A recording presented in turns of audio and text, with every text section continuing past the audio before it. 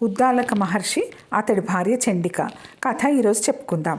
ఉద్దాలక మహర్షి అతడి భార్యతో కలిసి ఆశ్రమంలో నివసించేవాడు. అయితే అతడి భార్య చండిక పరమగయ్యాళి. అతడు చెప్పిన దానికి పూర్తి విరుద్ధంగా చేసేది. చెయ్యమన్న పని చేసేది కాదు, చెయ్యొద్దు అన్న పని తప్పకుండా చేసేది.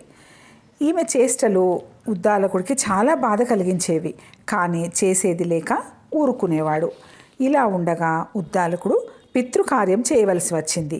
కానీ ఎలా? భార్య చెప్తే వినదే. ధర్మపత్ని సహకరిస్తేనే కదా తను ధర్మం నిర్వర్తించేది. ఇలా అనుకొని బాగా మదనపడ్డాడు ఉద్దాలకుడు. కౌండిన్యముని దర్శించి తన మొర వినిపించాడు. అంతా విన్న మహర్షి, దీనికి నేను ఒక ఉపాయం చెప్తాను విను.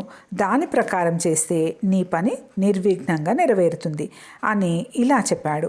ఆమె ఏ పని అయితే చెయ్యాలని నువ్వు కోరుకుంటావో అది చెయ్యొద్దు అని చెప్పు. అప్పుడు చండిక ఆ పనులన్నీ చేస్తుంది అన్నాడు. ఉద్దాలకుడు ఇంటికి వచ్చి చండికతో, రేపు నా తండ్రి ఆబ్దికం ఉన్నది. నువ్వు ఇల్లు శుభ్రం చెయ్యొద్దు, శుచిగా వంటను కూడా చెయ్యొద్దు అన్నాడు.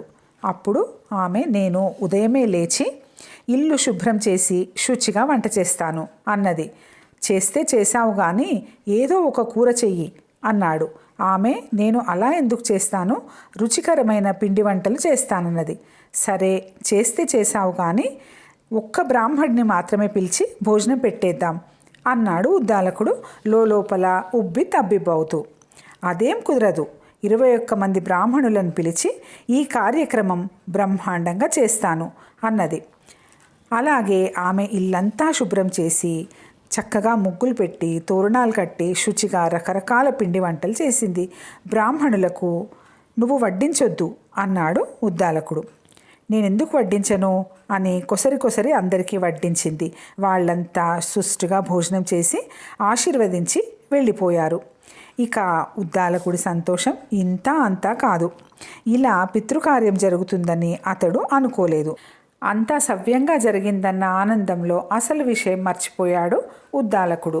చండిక, పారణం అక్కడ ఉన్నది, గోవుకు పెట్టు అన్నాడు. ఆమె తీసుకువెళ్ళి కుక్కకు పెట్టేసింది.